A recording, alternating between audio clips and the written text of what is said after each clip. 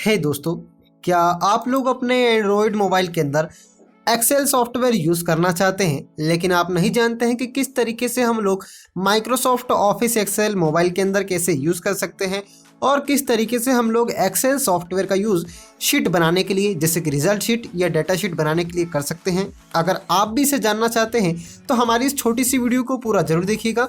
इस वीडियो में मैंने आप लोगों को एक रिजल्ट शीट बना करके एक्सेल यूज़ करना सिखाया है। तो चलिए दोस्तों, वीडियो को शुरू करते हैं और जानते हैं।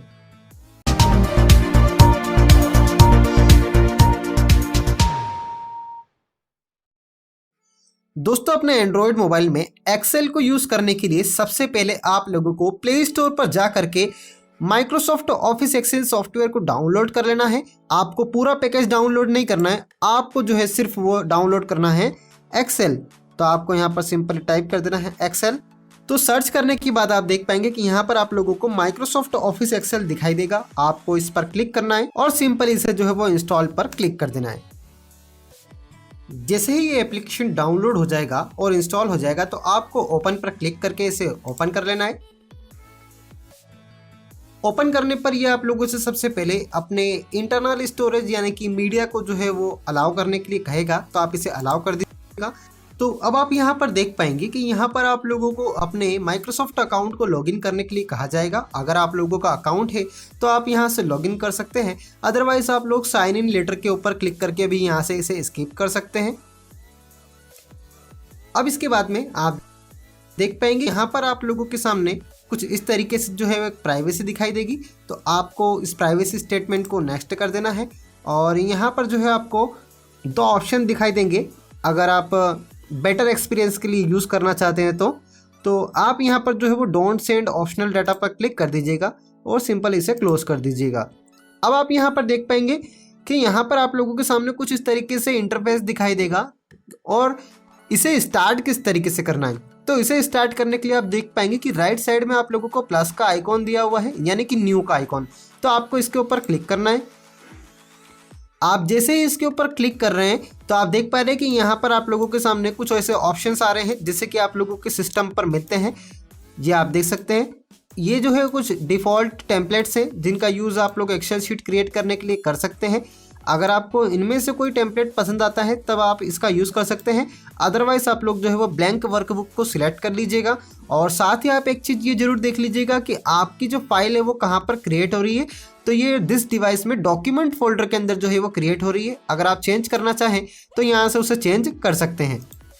तो अब हम यहाँ पर सिंपली जो है ब्लैंक वर्कबुक को सिलेक्ट कर लें। तो यहाँ पर आप देख सकते हैं कि मेरे सामने यहाँ पर जो है ब्लैंक यानी कि खाली वर्कबुक आ चुकी है। अब मैं इसका यूज़ किस तरीके से करूँगा ताकि मैं अपना डेटा यहाँ पर एंटर कर पाऊँ और अपनी रिजल्ट शीट को भी बना पाऊँ। एक चीज़ मैं आपको यहाँ पर बता दूँ कि ये जो खड़े वाले जो हैं ए बी जो इस डायरेक्शन में है इन्हें कहा जाता है कॉलम, और ये जो इसे आड़े में है ये 1 2 3 इन्हें कहा जाता है रो। तो जब एक रो और कॉलम एक दूसरे को काटते हैं तो एक सेल बनता है यानी कि एक बॉक्स बनता है और हर एक बॉक्स का एक यूनिक एड्रेस होता है। जैसे कि ये ए वाला कॉलम है और ये फर्स्ट वाली रो है तो इसका एड्रेस हो जाता है A1। ए वाला कॉलम है और सेकंड वाली रो है तो इसका एड्रेस हो जाता है A2। इसी तरीके से सी वाला कॉलम है और अगर सेकंड वाली रो है तो इसका एड्रेस बन जाएगा C2। तो यहाँ पर आपको कुछ चीज़ों का ऐसा ध्यान रखना है। अब हम देख लेते हैं कि किस तरीके से इसके अंदर डाटा एंटर करेंगे। तो दोस्तों, डाटा एंटर करने के लिए आपको क्या करना है, जिस भी सेल के अंदर आपको अगर कुछ लिखना है तो आपको यहाँ पर 2 बार जो है वो क्लिक करना होगा। यहाँ पर मेरे पास में माउस का कर्सर है, आप लोग अपने फिंगर से 2 टाइम क्लिक कर दीजिएगा। जैसे ही आप क्लिक करेंगे तो आप लोगों के सामने क्या होगा दोस्तों कि कीबोर्ड आ जाएगा। तो अब आपको यहाँ पर सिंपली टाइप कर देना है। जैसे अगर सपोज कर लीजिए कि मुझे यहाँ पर देना है नेम डालने के बाद में आपको जो इसे कर देना है ओके। अब हम यहाँ पर देख लेते हैं कि दूसरा कॉलम क्या देना है। दूसरा कॉलम अगर डालना है, मान लीजिए यहाँ पर हमको सब्जेक्ट के नाम डालना है, तो मैंने यहाँ पर फिर से डबल क्लिक किया और यहाँ पर मैं टाइप कर देता हूँ हिंदी, ओके। देन नेक्स्ट करता हूँ मैं।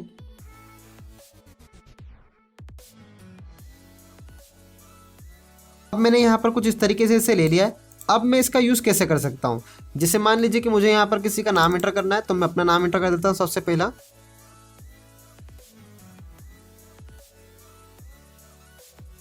तो यहाँ पर मैंने आपके सामने 4 नाम दे दिए हैं।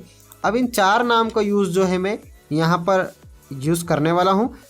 अब मैं इनके लिए क्या करता हूँ दोस्तों कि कुछ मार्क्स से डिवाइड कर देता हूँ। तो यहाँ पर मैंने क्लिक किया और एक कीबोर्ड के आइकॉन पर क्लिक किया, तो अभी मेरे सामने जो है कुछ नंबर्स का कीपैड ओपन हो गया है। और यहाँ पर आप देख सकते हैं कि ये जो बटन है ये टैब का वर्क करेगा, यानी कि एक सेल से दूसरे सेल में जंप करने के लिए।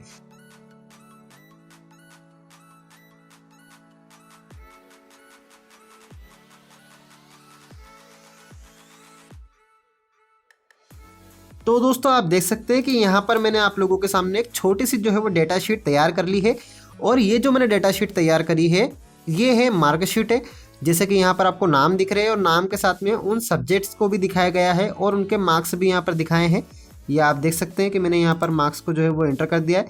अब अगर मैं यहाँ पर एक नया कॉलम दे दूँ जिसका नाम मैं यहाँ पर अगर देता हूँ, सपोज कर लीजिए टोटल, तो मैं यहाँ पर टाइप कर देता हूँ टोटल। अब इस वाले कॉलम के अंदर, ई वाले कॉलम के अंदर मुझे यहाँ पर इन सभी सब्जेक्ट्स के जो है वो टोटल चाहिए।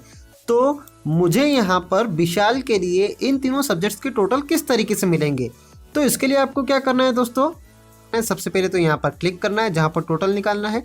उसके बाद में आपको जो है यहाँ पर इस एरो पर क्लिक करना है। तो अब आप यहाँ पर देख पाएंगे कि कुछ इस होम टाइप से मेन्यू ओपन हो जाएगा। यहाँ पर कुछ कैटेगरीज दी हुई है, home, insert, draw, formula, data, review and view, जैसा कि टैब्स देखने के लिए मिलती है। तो आपको होम वाली टैब में थोड़ा सा नीचे जाना है और नीचे जाने पर आप देख पाएंगे कि यहाँ पर आप लोगों को ऑटो सम के नाम से एक फार्मूला दिया हुआ है। आपको इसके ऊपर क्लिक करना है और हमें जो है दोस्तों इन नंबर्स का टोटल करना है। तो टोटल करने के लिए हमने यहाँ पर सिलेक्ट कर लिया सम, यानी कि समेशन को। तो मैंने समेशन पे क्लिक किया। अब देखिए जरा, यहाँ पर ऑटोमेटिकली फार्मूला लग चुका है, इक्वल्स टू सम और ब्रैकेट में लिखा है B2 से लेकर के D2 तक। तो आप देख सकते हैं कि यहाँ पर जो है वो सिलेक्शन हो चुका है। और इसके बाद में अगर फॉर्मूला सही है तो आपको इसे ओके कर देना है। तो आप देख पाएंगे कि ये जो मैंने तीनों नंबर्स यहाँ पर एंटर करे थे, ये आप देख सकते हैं ये 3 नंबर मैंने एंटर करे थे। ये B2 था और ये C2 और ये D2। तो B2 से लेकर के D2 तक का टोटल मेरे पास में मिल गया है। इसी तरीके से मुझे अब यहाँ पर जो है वो B3 से लेकर के D3 तक का निकालना है। तो वापस से मैंने यहाँ पर क्लिक किया, ऑटो सम पर क्लिक किया और सम पे क्लिक कर दिया। तो B3 से D3 तक और ये कर दिया मैंने ओके। तो यहाँ पर इस तरीके से सिलेक्शन हो गया। अब इसी की तरीके से मुझे जो है यहाँ पर इनके भी टोटल्स निकालना है। तो मैंने यहाँ पर क्लिक किया और ये जो नीचे छोटा सा पॉइंट दिख रहा है यहाँ से मैंने इसे नीचे की ओर ड्रैग कर लिया। तो ऑटोमेटिकली यहाँ पर भी जो है फॉर्मूला अप्लाई हो गया है और मेरे सामने यहाँ पर एक शीट बन करके तैयार हो गई है जिसमें कि टोटल भी लगा हुआ है। अब इसके अलावा अगर आप दूसरे फार्मूला का यूज़ करना चाहते हैं तो यहाँ पर आप लोगों को फार्मूला के नाम से ऑप्शन दिया हुआ है और इसके अंदर आप लोगों को ऑटो सम के फार्मूला मिल जाएंगे। इसके अलावा फाइनेंशियल, लॉजिकल, टेक्स्ट, जो कुछ भी फार्मूलाज आप लोगों को एक्सेल के अंदर देखने के लिए मिलते हैं डेस्कटॉप वर्जन में, वो आपको यहाँ पर मिल जाएंगे। अब इस शीट को डिज़ाइनिंग बनाने के लिए हम क्या कर सकते हैं? डिज़ाइनिंग बनाने के लिए सबसे पहले चीज़ तो ये है दोस्तों कि यहाँ पर हम जो है बॉल्ड डिटेल का थोड़ा सा यूज़ कर लेते हैं ताकि इसे समझना थोड़ा सा आसान हो जाए। जैसे कि सबसे पहले ये जो हमारे नेम वाले जो कॉलम्स हैं इनको थोड़ा सा हाईलाइट्स होना चाहिए। तो हमने यहाँ पर हेडर को सिलेक्ट किया और फिर उसके बाद में यहाँ पर गए हम लोग और आ जाते हैं अब होम टैब के अंदर और यहाँ से मैं इनको कर देता हूँ बोल्ड। तो आप देख सकते हैं कि बोल्ड हो चुका है।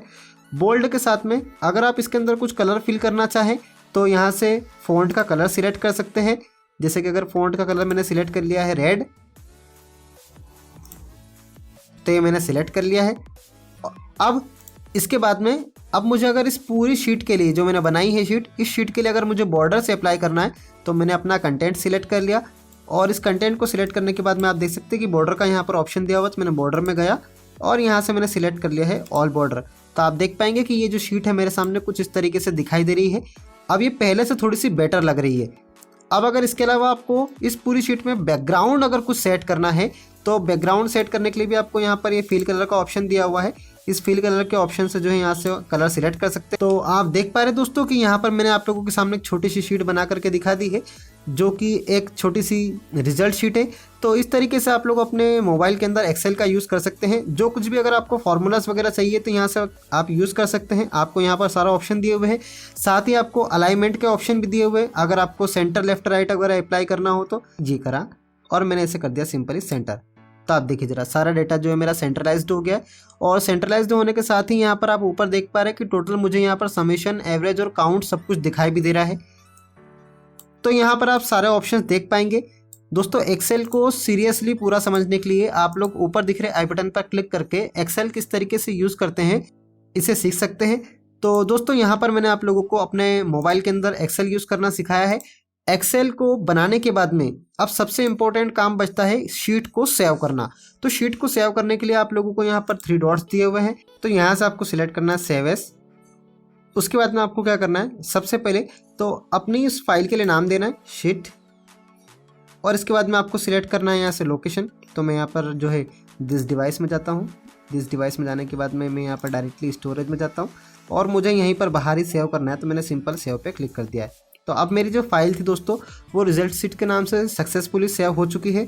अब अगर आप इस फाइल को सेंड करना चाहते हैं तो यहाँ पर आपको शेयर का बटन भी दिया हुआ है, यहाँ से आप जो है अपनी फाइल को कहीं पर भी सेंड कर सकते हैं। शेयर एज अटैचमेंट में आपको जाना है और यहाँ पर वर्कबुक को सिलेक्ट करना है, और आपके मोबाइल में जितने भी एप्लीकेशंस इंस्टॉल्ड होंगे सोशल मीडिया से रिलेटेड तो आपको यहाँ पर दिखाई देंगे। अगर आप जीमेल वगैरह से भेजना चाहें तो आपको वो भी ऑप्शन यहाँ पर दिया हुआ है, उसे सिलेक्ट कर लीजिएगा और सिंपली जो है आप उस फाइल को सेंड कर लीजिएगा। तो इस तरीके से दोस्तों आप लोग अपने एंड्रॉयड मोबाइल में एक्सेल इंस्टॉल कर सकते हैं। एक्सेल के अंदर किसी भी शीट को क्रिएट कर सकते हैं और उसे सेव कर सकते हैं। दोस्तों अगर आपको हमारा वीडियो पसंद आया है तो हमारे इस वीडियो को लाइक कर दीजिएगा, और इसी तरीके की वीडियोस को देखने के लिए हमारे इस कैसे करें टेक यूट्यूब चैनल को सब्सक्राइब भी जरूर कर दीजिएगा। So okay guys, this is कैसे करें tech YouTube channel signing off. Bye bye.